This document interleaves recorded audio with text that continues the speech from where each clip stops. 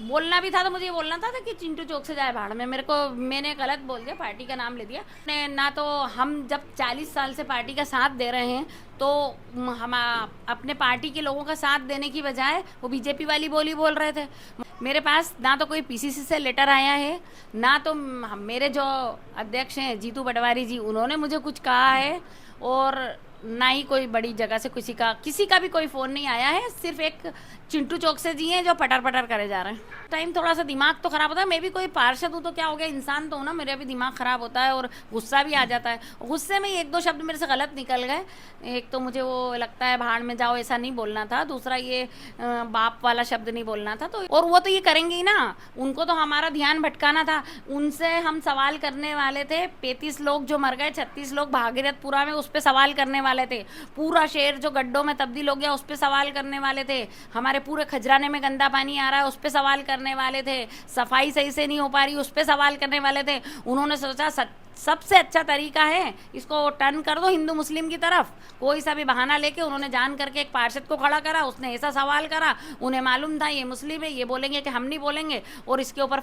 नमस्कार। तो अभी हम मौजूद है पार्षद रुबीना खान जी के साथ, जिनका कल एक वीडियो वायरल हुआ था वंदे मातरम को लेके।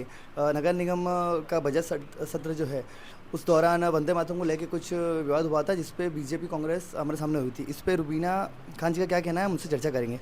क्या कहना है आपका ये वंदे मातरम को लेके जो एक बजट सत्र में जो विवाद हुआ था, इस पर कुछ बताइए। देखो, सबसे पहली बात तो विवाद मेरे से नहीं हुआ था, फौजिया शेख अलीम से हुआ था।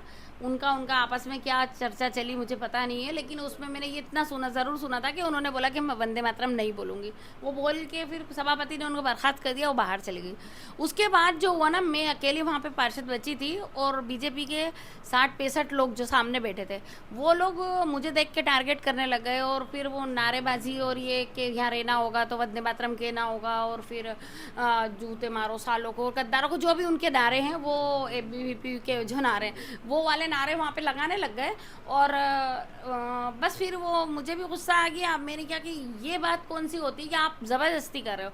आप प्यार से बोलो, इंसान अपनी गर्दन कटा लेगा, लेकिन आप कहना होगा, बोलना होगा, करना होगा, ये चीज़। और इतने सारे लोग मिलके मुझे टारगेट कर रहे थे, तो बस वहाँ पर हमारी उनकी कुछ हुज्जत हुई, तो यही चला बस।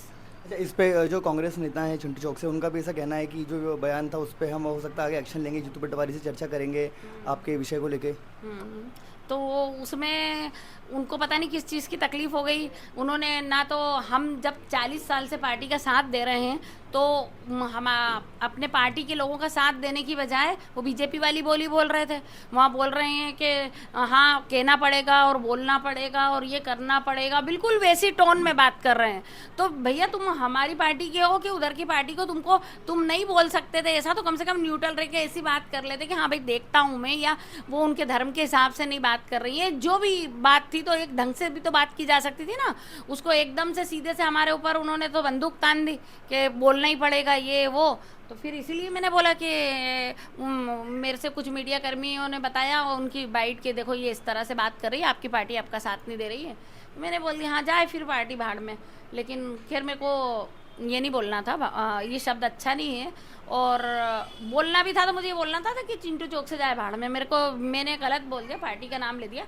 लेकिन मैं आज भी अपने वक्तव्य पे कायम हूँ, क्योंकि मेरा इस्लाम इस चीज़ को इजाज़त नहीं देता है कि हम लोग अल्लाह के अलावा किसी और की इबादत करें। अब अलग अलग धर्म है ना, देखो आप अपने धर्म का पालन करते हो, आप अपने धर्म का पालन करते हो, और हमारा जो हिंदुस्तान का संविधान है वो हमको इजाज़त देता है कि हम अपनी तरह के अपने कपड़े पहनने का, अपना खाना खाने का, अपना धर्म का पालन करने का, सबको अपना अपना अधिकार है। अब आप ज़बरदस्ती हमसे बोलोगे तो फिर ज़बरदस्ती तो हम सुनते नहीं किसी की। तो मतलब जैसे जो कल घटनाक्रम हुआ उसके बाद से आपको फ़ोन भी आए होंगे, तो आला कमान से कांग्रेस के जो प्रदेश की पार्टी, प्रदेश के जो लोग हैं उनकी तरफ से आपको कुछ ऐसा बयान आया, ऐसी कोई चर्चा हुई आपकी उनसे इस विषय को लेके?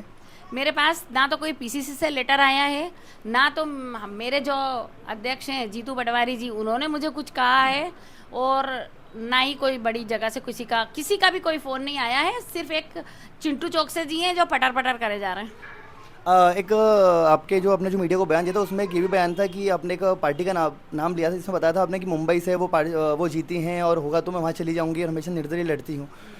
इस पर क्या कहना है आपका?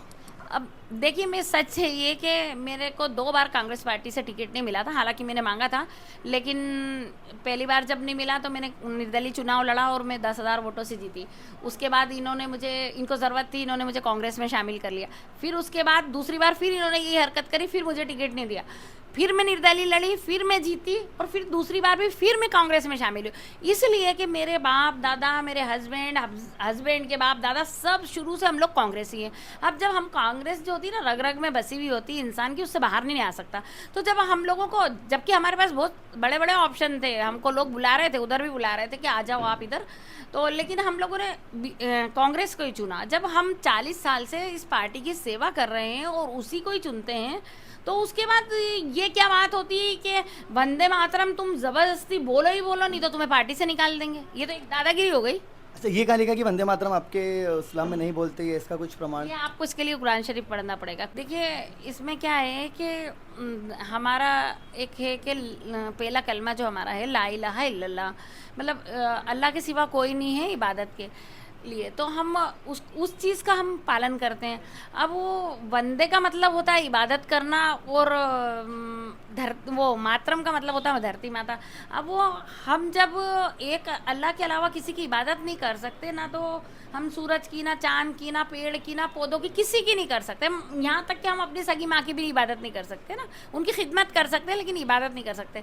तो जब हम किसी की इबादत नहीं कर सकते, तो फिर हम वंदे मातरम बोल के शिर्क में क्यों शामिल हों?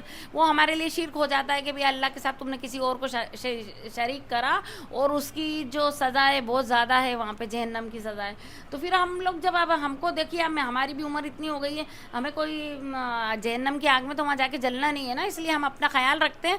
तो इस सिर्फ ये एक लफ्ज़ से वो है, और उसमें भी हम ऐसा नहीं कि उसको कोई अपमान कर रहे हैं या नहीं कर रहे हैं, हम उसको बराबर खड़े होते हैं, और उसको खड़े होके पूरा सम्मान के साथ खड़े रहते हैं, सबके साथ खड़े रहते हैं। भले हम वो पढ़े नहीं, लेकिन हम बराबर खड़े होकर उसको सम्मान देते हैं।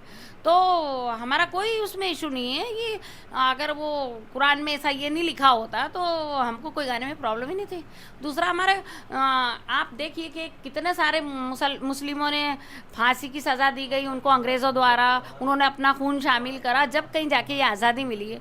तो सब ने मिलजुल के आज़ादी ये प्राप्त करी, बहुत कीमती आज़ादी है।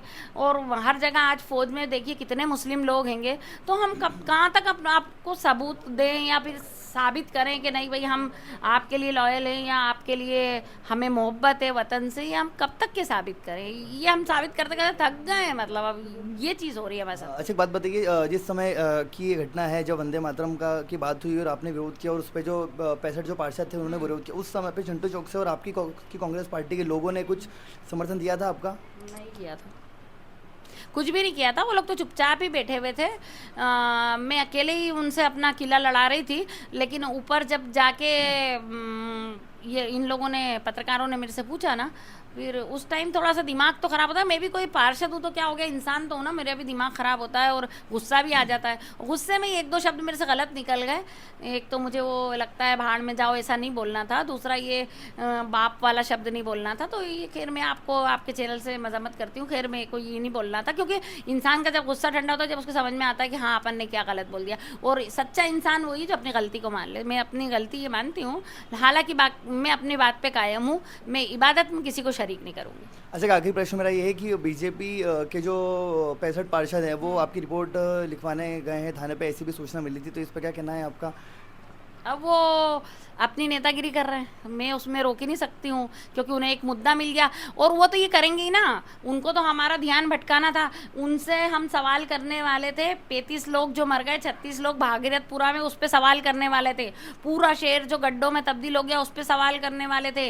हमारे पूरे खजराने में गंदा पानी आ रहा है उस पर सवाल करने वाले थे। सफाई सही से नहीं हो पा रही उस पर सवाल करने वाले थे। उन्होंने सोचा सबसे अच्छा तरीका है इसको टर्न कर दो हिंदू मुस्लिम की तरफ, कोई सा भी बहाना लेके। उन्होंने जान करके एक पार्षद को खड़ा करा, उसने ऐसा सवाल करा, उन्हें मालूम था ये मुस्लिम है, ये बोलेंगे कि हम नहीं बोलेंगे, और इसके ऊपर फसाद। कौन से सवाल पे ऐसा हुआ था, विवाद शुरू हुआ था? वो तो ऐसी जनरली बहस चल रही थी, उसके अंदर एक दूसरे से बात कर रहे थे। एक तो इतना शोर करते हैं, आपको मैं एक बात बता दूं कि मेरा ये तीसरा कार्यकाल है। एक मोगे जी का कार्यकाल था, एक मालिनी जी गौड़ का था, और ये अभी तीसरा है। ये पहली बार ऐसा इस कार्यकाल में ऐसा हो रहा है कि पूरी जो परिषद है ना, एक सब्जी मंडी बनी हुई रहती है। वो लोग ऐसा उनको सिखा के लाते हैं या ऐसा वो लोग करते हैं व्यवहार कि हम लोगों के मुंह से एक बात नहीं निकलने देते। हम पहले तो गिनती में काम है, हमसे कुछ भी नहीं सुनना चाहते, बस हमने अपने मुंह से कोई आवाज़ निकाली कि वो लोग शोर मचाने लग जाते हैं। तो वो तो साफ दिखता है ना कि वो ध्यान भटकाने के लिए करते हैं, और वो जेन्युइन जो मुद्दे हैं उन पे बहस ही नहीं करना चाहते। यही चीज़ उनका एजेंडा है, और उस पर कामयाब हो जाते हैं वो ये करके। अब वो जीतने गए थे ना पार्षद, मेरे पे FIR, उन्हें मालूम है कोई ऐसा कुछ मैंने कांड करा ही नहीं है जिसमें मेरे पर FIR हो जाए। मुझे मना करने का अधिकार है कि मैं ये क्या बोलूँ, क्या नहीं बोलूँ, क्या खाऊँ, क्या पीऊँ, क्या पहनूँ, ये सब मेरे को अधिकार मेरे संविधान ने दिया। फिर तुम जाके उसके ऊपर वो कर रहे हो, तो अब वो पुलिस या प्रशासन ये भी कोई ऐसे थोड़ी है कि किसी के ऊपर भी उठा के FIR ही दर्ज कर देंगे। मैंने कुछ गलत करा ही नहीं है। वहाँ सारे 500 कैमरे वहाँ चल रहे थे, कैसे कोई साबित ही नहीं कर सकता कि हमने कुछ गलत करा।